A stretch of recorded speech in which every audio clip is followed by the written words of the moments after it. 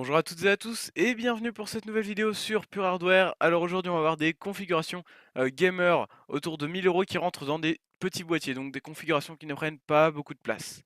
Allez c'est parti, on va tout de suite commencer avec la config en Intel. Alors elle coûte 1018 € comme vous pouvez le voir ici, donc voilà j'ai dépassé 18 € mais de toute façon si vous allez en fait pour des configs de plus de 1000 €, si vous allez sur Twitter et que vous tapez, enfin que vous demandez à @topachat, donc à Top Achat, le site, mais sur Twitter, il vous donne un code de moins 5%, ce qui vous enlève environ 50 €. Donc là, en fait, ça reviendrait à 950 €, 960 la configuration. Donc voilà, j'ai dépassé un petit peu 1000 €, mais c'est pas gênant. Alors du coup, comme processeur, j'ai mis un i5 4590. Pourquoi? Eh bien parce que c'est un très très bon i5. Il n'est pas overclockable, mais il est quand même à 3,3 GHz, donc ça va, il a des bonnes performances, c'est pas mal.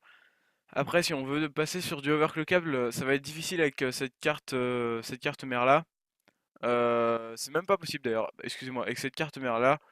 Sur du mini ETX, de toute façon, c'est toujours difficile. Donc on a pris une Gigabyte GA H97N Wi-Fi. Pourquoi?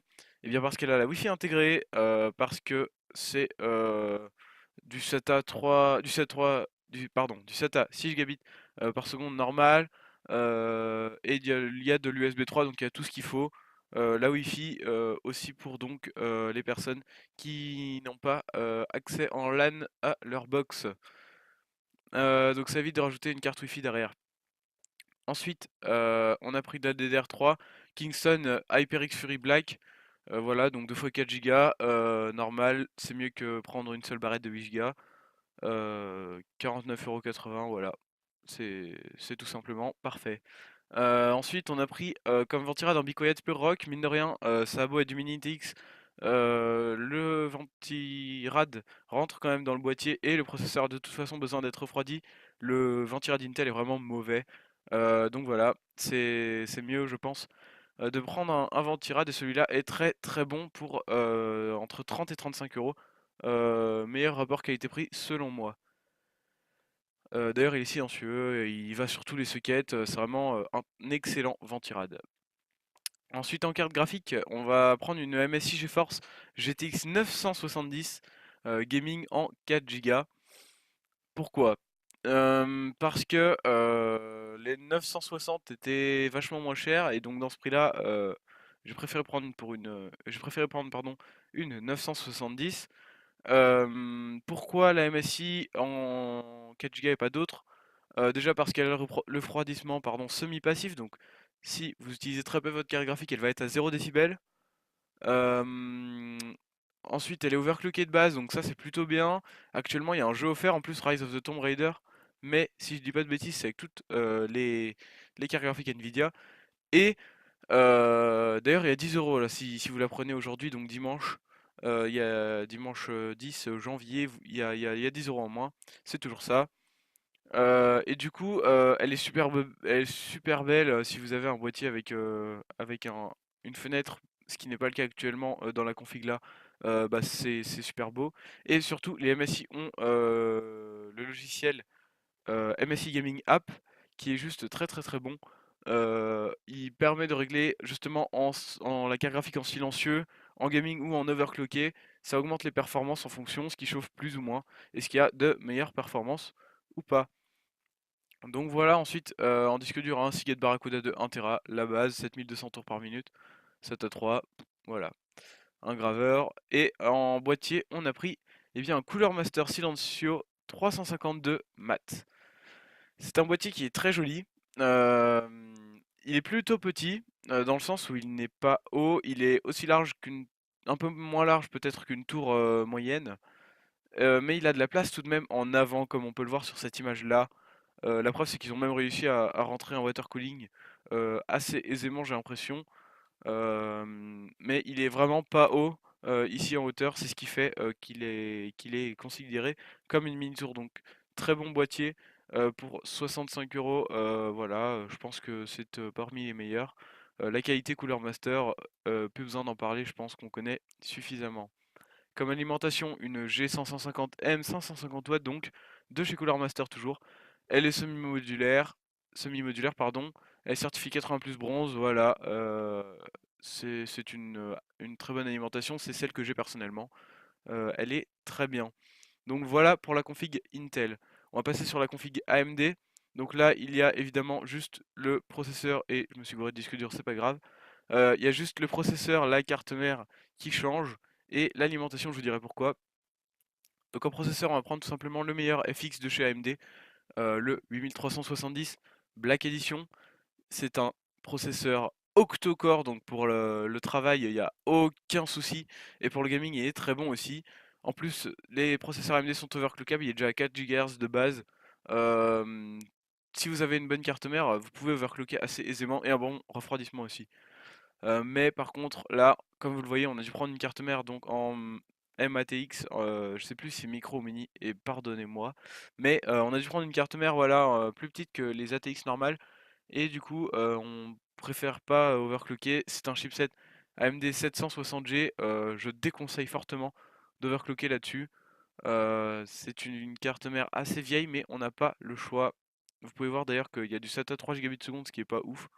On est quand même en 2016. Mais regardez, il n'y a pas le choix. Si on veut prendre une petite config AMD, on n'a pas le choix de la carte mère. C'est dommage, mais ça doit pas très bien se vendre, je pense. Donc après, bah, toujours les deux barrettes de RAM, 2 valent mieux qu'une x8. 2 x 4 valent mieux qu'une x8, donc voilà. Le ventirad pour refroidir le processeur qui risque de chauffer, c'est le problème d'AMD, il chauffe. Mais avec ce ventirad, pas de souci. Euh, la même carte graphique, retournez voir dans la config Intel si vous voulez savoir pourquoi. Le disque dur, du coup, je me suis trompé. Pardonnez-moi, c'est le Seagate Barracuda, voilà. Hop, punaise, c'est pas celui-là. Le Seagate Barracuda, il est pas là?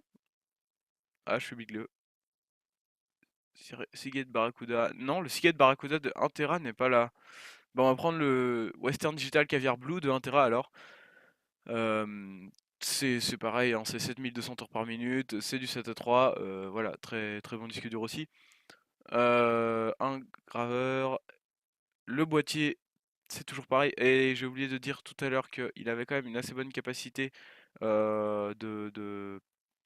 comment dire, ah, excusez-moi, de cable management, pardon. Il a une assez bonne capacité de cable management, donc voilà, c'est vraiment, il y a pas de souci sur ce boîtier-là, il est plutôt bon. En tout cas, pour ce prix-là, il est vachement bon.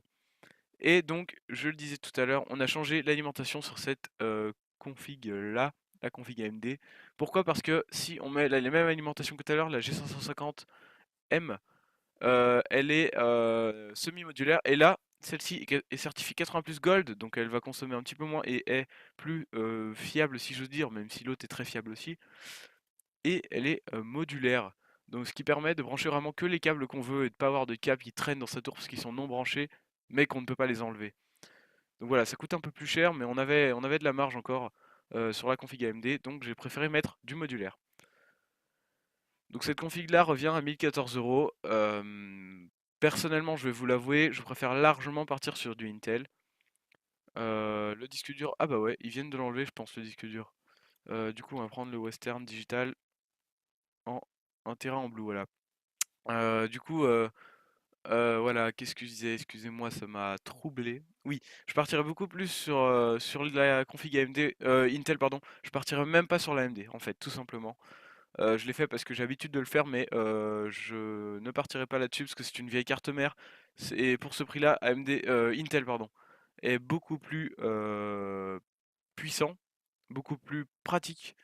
Le seul truc qui change vraiment, qui est mieux pour la config AMD, c'est l'alimentation, mais honnêtement, celle-là est très très bien, je vous le dis, c'est celle que j'ai personnellement, je la trouve très bien. Elle fait son taf, pas de souci, elle est semi-modulaire, ce qui est quand même bien. Donc voilà, personnellement, je partirais beaucoup plus sur la config Intel. Donc n'oubliez pas, les deux configs sont dans la description si vous voulez les retrouver, c'est juste en dessous. Merci d'avoir regardé cette vidéo des configs à moins de 1000 euros pour du gaming et qui prennent peu de place. Et je vous dis eh bien, à la prochaine sur la chaîne Pure Hardware. Allez, ciao!